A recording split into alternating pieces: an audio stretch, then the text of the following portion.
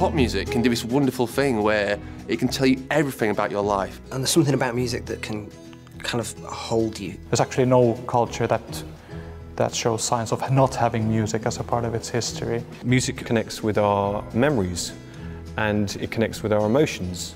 It's been my only companion when I was down and when I was up as well, and it's been my saviour. It can make you feel like things are okay when they're not necessarily, or if you're feeling that they're not. I think that's something that's a little bit unique to music. It can heal you in some way, and it can make you dance at the same time. If I'm having a bad day, I think music is one of the only remedies, and I think what it can do is quite amazing, actually. In Leeds, in the course of a year, 25% of the population will experience some kind of mental health problem. They could be suffering the symptoms of anxiety, depression, or a whole host of others. In January 2013, the city's mental health trust launched Love Music Leeds, a scheme designed to get people talking about music. The man behind it was Gary Bouch. The project is about how music has an influence in people's mental health and in the way that people use art and kind of literature and all that kind of sort of creative elements in their sort of recovery and in their therapy and in their daily lives. Music's a really big part of that, so that's where the music came into the project as part of the Love Arts Leeds Festival. Gary approached Leeds band Hope and Social to produce the music and provide the recording space. I've known Gary for a number of years, and we started having a conversation about a project which showed how music is significant to people in terms of, you know, how it may have helped them through difficult times. Through a number of conversations and meeting up and talking about that, it's kind of grown into a project which will be an album and hopefully some performances of songs that have helped people through difficult things. People are going to choose songs and give us stories about why they love those songs, and we're going to do covers of them with various artists. I was awake at 2 o'clock this morning thinking about it. I'm very excited. The ultimate of it all is to break down a bit of stigma around mental health, and the more people talk about it, the more normal it becomes, and the less people feel like they need to keep things a secret. It's a sentiment echoed by a Leeds clinician who nominated the first song to be covered. As a GP, you come across lots of people with a variety of mental health problems, and often they feel quite disconnected, quite lonely. Even if people try to understand, it can be very difficult to do that. Arts in general, but particularly music, can really help in people feel a reconnection.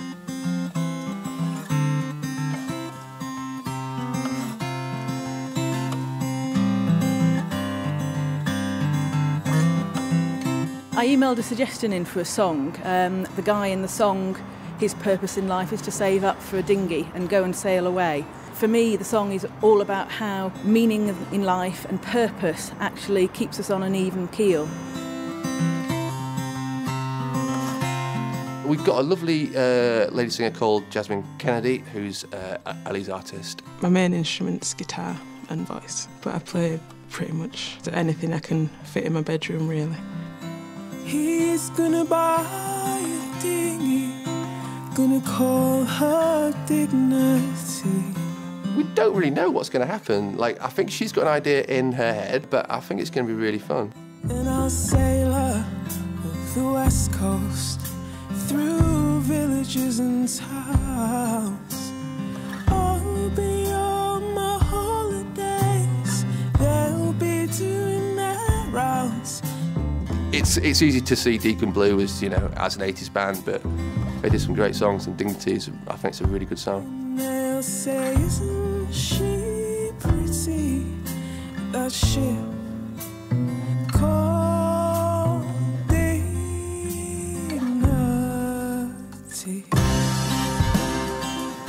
I've had patients who've actually bought me, you know, a mixtape and said, this is how I'm feeling. And it just helps me understand sometimes things that can't be put into words can be shared in music. I know a lot of people that music's helped through like difficult times. It's helped me. It's like what I do. It's my main like sense of being. It's just who I am, really.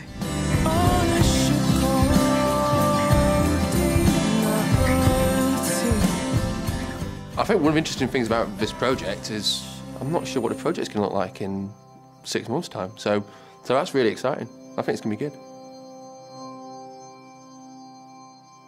Someone kindly posted Jasmine's version of Dignity on the Deacon Blue Facebook site, and I saw it, and I was really taken with her very honest performance and very, just original performance as well, actually. For her to take the song and 25 years on sort of reinvent it, it's very appropriate. I'm very flattered and delighted that she's done that. Mental illness is something which I've encountered at very close hand. My father had suffered from bipolar illness, and definitely debilitated his life towards the end of his life. He had a stigma about it himself. He didn't want to talk about this, and it was very much couched in other kind of language. And I think there should be absolutely no stigma, not least because it's probably one of the more common illnesses that people suffer from. But in terms of music, I'm pretty sure that music can be a great part of people's recovery, and also just be with them anyway. Music can reach people in a very unique way. It's much more powerful than having just a conversation, because music involves different parts of the brain, so it can impact the person on a very deep level, deeper than what just talking can do. Our goal with any mental illness is to get the brain to function more normally and to process information more normally. And through music, with the music stimulating the whole brain, the brain actually brings more of itself, more neuronal power to bear on each task than it does with any other kind of stimulus. When I was 14, I started experiencing panic attacks. I went into a cycle of depression. I would often feel like there wasn't any point getting out of bed. I'd want to watch TV or put music on so that I could try and escape from reality. I chose to record this song called I Can't Make You Love Me because to me it really expresses the fact that you need to encounter reality and understand you can't force someone to feel something that they don't, but you can change the situation you're in and you can choose how you feel about something. Turn down the light, turn down the bed, turn down these voices inside my head. For people who suffer from depression, it can quite often get to that point where you're in a cycle and you can't break out of it, but sometimes it can be mind over matter. Don't patronize, don't patronize me.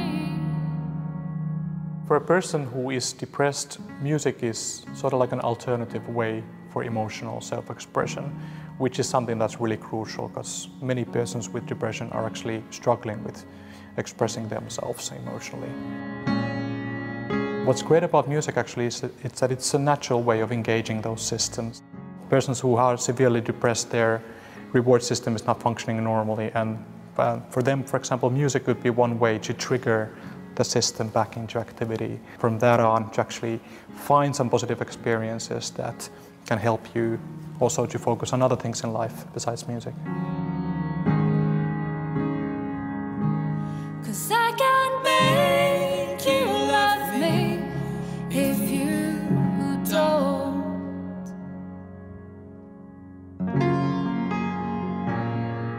From about the age of 15, I started writing my own music, and I found that it was a really helpful way to be able to externalize the things that I had been feeling. Writing music really helped me release some of the thoughts that were going on in my head to an external output rather than internalizing all of those feelings.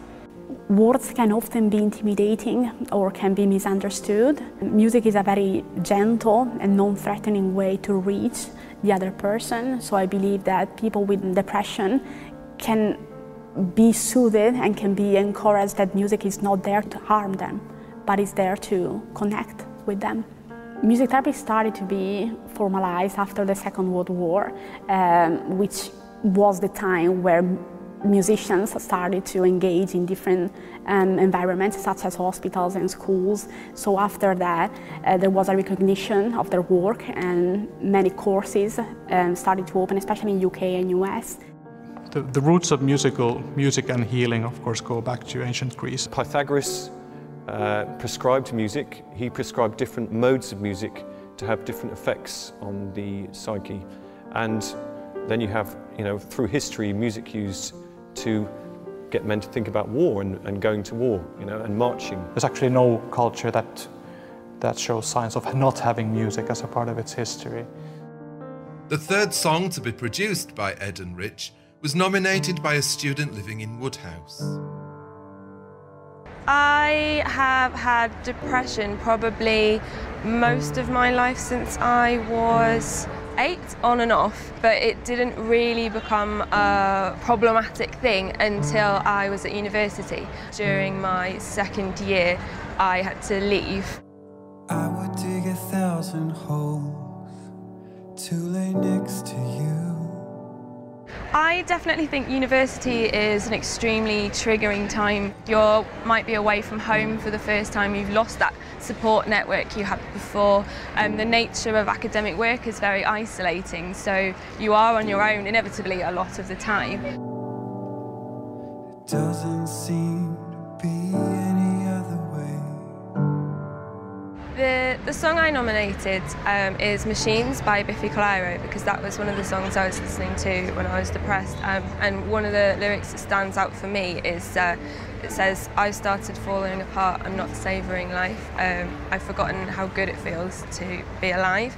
And for me that resonated 100%. Like, I could remember that there must have been something that I enjoyed before I got depressed. Other people around me could get out of bed and people seemed to have a purpose, but I couldn't for the life of me remember what mine was. Crazy as it sounds, you won't feel as low as you feel right now. I had to listen to the song and there's some really beautiful lyrics in it and really spoke to me, and I think probably speaks to a few people these days. I wanted to strip it down as much as I could, and I think I wanted the voice to really feature. I think a lot can come through a voice from someone's soul. I've started falling apart, I'm not saving life. I've forgotten how good it could be to feel alive. I've started falling apart, I'm not savoring life. I've forgotten how good it could be to feel alive. For me, not telling someone is what made it get so out of control. I think if I told somebody in the beginning and had someone who understood what it was and who could direct me to the right people, it wouldn't have escalated anywhere near as bad as it did. I've started falling apart, I'm not savoring life. I've forgotten how good it could be to feel alive. I've started falling apart, I'm not savoring life. There are a lot of songs that I listened to back then, a lot of them that resonated with me at the time. That was the only thing. I had to go, oh, someone else is feeling the same thing. But those songs kind of bring back to me what I must have been going through. I wouldn't wish it on anyone. So to listen to them now makes me feel, it's bittersweet, but it makes me feel happy and quite proud of how far I've come.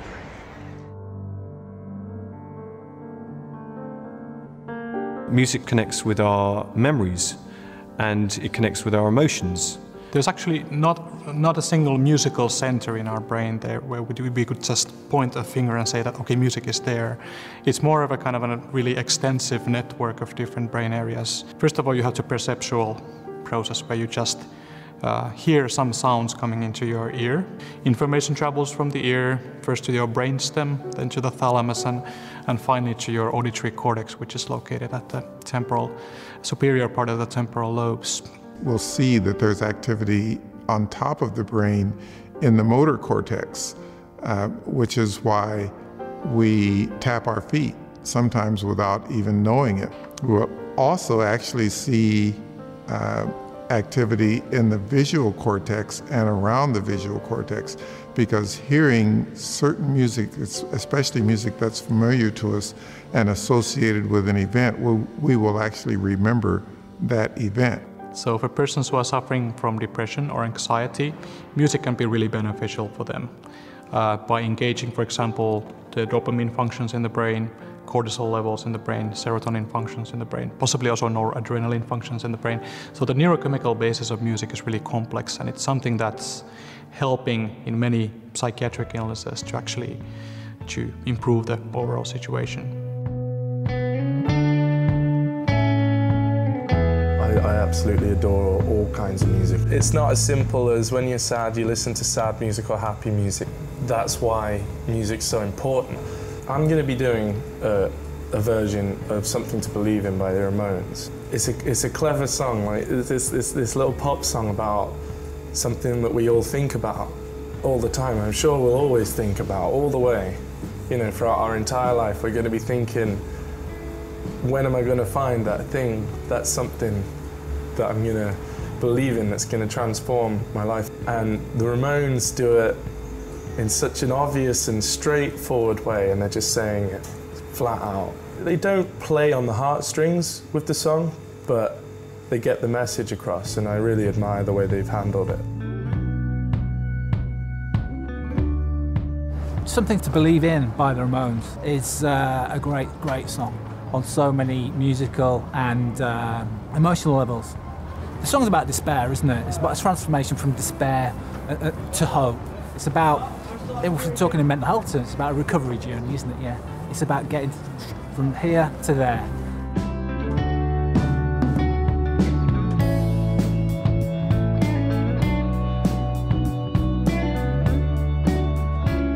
There's always a phase at the start of recording where you need to work out what to do. So we're at the point where we're trying to, just trying to get it kind of working in the room. But it's got a nice it's a nice feel to it. Feels like it's going to be, a nice rounded, complete thing.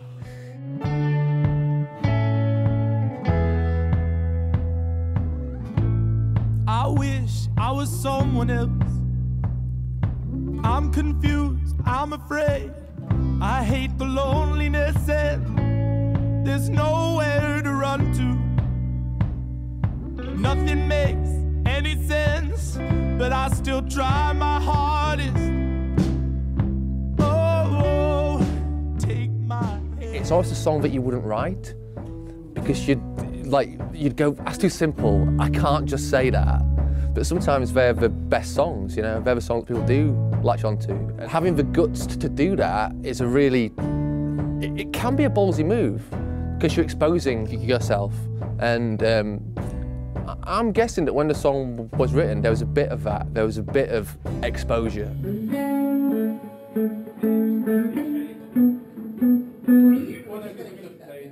I think we've got the basis of the song now, and yeah, just got to get a good take of that, and then we can do all the playing around to get it to sound, bigger. Which one are you? Are you number one? I'm the one singing.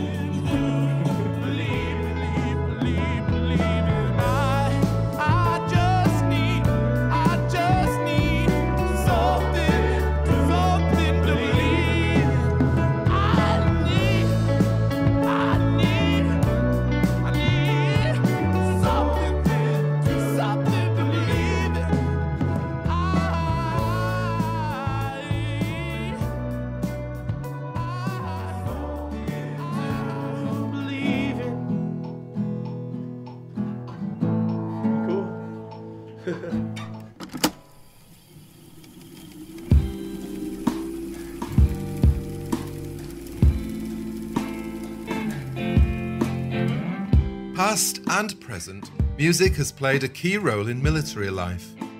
Simon Buckton, who served in the army for 12 years, was discharged in 2001 with post-traumatic stress disorder relating to his service. I joined the army in 1989, and I got to my first unit in Dorset in early '90, which is when the Gulf War had started. I was only 18 and a bit at the time. I then did 2 tours in Bosnia, and that's, for me, that's where I saw a lot more horrendous things.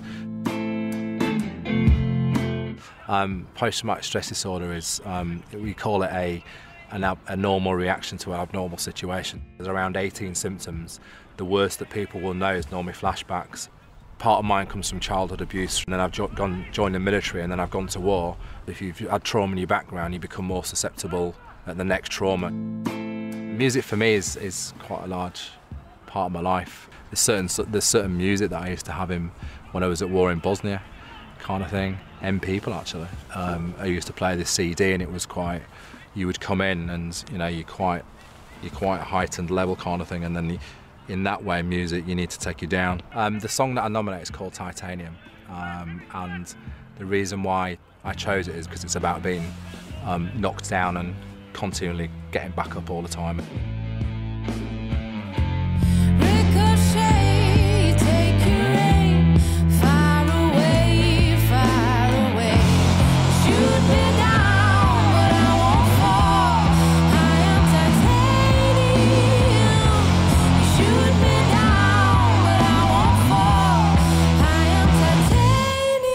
It's quite an uplifting song, and it's the type of song that where you have to start moving or tapping. It's one of the like songs that is perfect for me.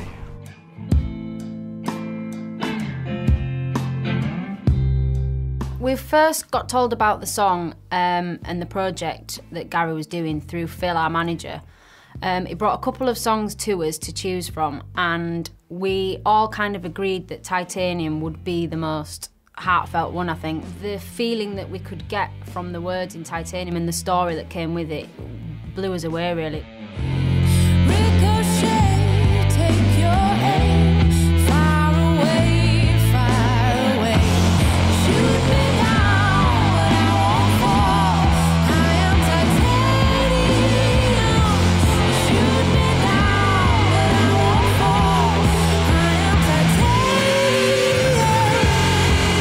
Generally, I don't like doing covers because it never really, you know, it's always better to play your own stuff, and you do get more of a kind of feeling from doing your own stuff. But I think this one's a bit different. You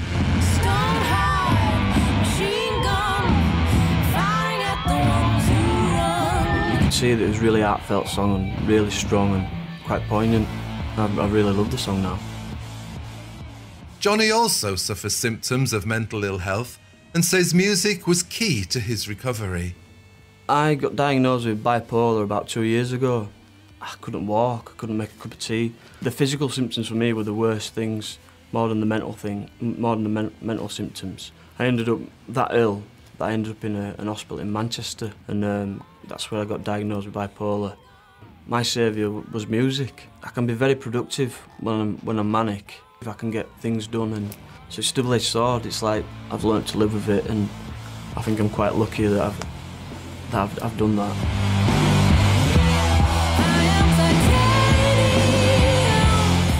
What I'm grateful for is that I've managed to turn something that's quite terrible into now something that's positive, and I've set up an organisation which we're campaigning and educating for all forms of PTSD, and I want it to have a legacy where it will continue well beyond me.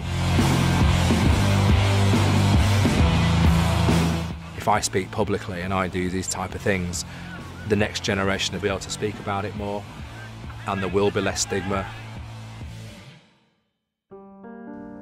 But can music create lasting recovery as well as soothe symptoms? Some neuroscientists now believe that playing music in particular can help the brain to change permanently.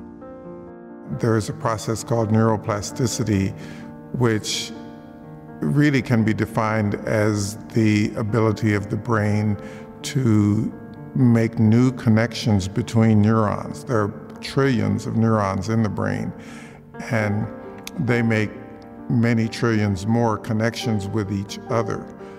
And those connections change as a person learns something. New connections are made between nerves. There are parts of a person's brain that actually get larger because of the new connections that are made, depending on that person's specialty. The connection between music and neuroplasticity, I believe, occurs because of music's ability to activate the entire brain. And we haven't really discovered any other stimulus or any other form of interaction that does that. And that's one of the big advantages of using music as a therapeutic process. Back at Love Music Leeds, the project was coming to a close. 9 songs had been recorded in total, and in October 2013, it was launched at a venue in Leeds. From our shared class, I told you about how we almost met once last semester as we ate all and right by one another and all. It's 9 months since we started and we've got to the album launch, and it'd just be a good chance to just kind of celebrate what we've achieved with the album. It has felt wholly positive in terms of people we've been working with, the people who have organised it and championed it and run it and pulled it all together. Everyone's been pulling for something that's trying to do a little bit good, and that has to be a good thing. It's given people an opportunity to share their stories. It's helped people feel a bit more confident about being open. I suppose that one of the messages that we always try and kind of work on is reducing the stigma around mental health, and that feels like it's happened quite well. I had preconceived ideas, and there was nothing like it. It's like some of these people I'd never met or heard of and luckily everyone's just been amazing, some super talented people.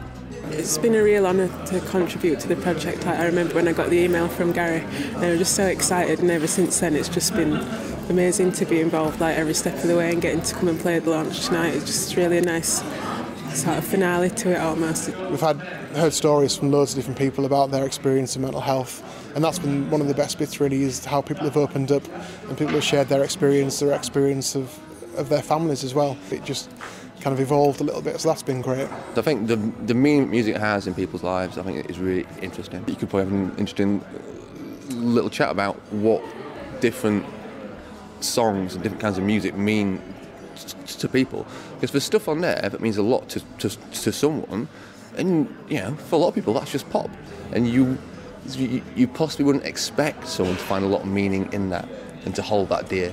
And then there's other stuff that's really obscure that means a lot to someone. And then you've got someone like Cry Baby Cry doing a David Guetta song. Titanium, that was loads of fun. I've really enjoyed this project, and I hope, even if it just helps one person, that'd be lovely.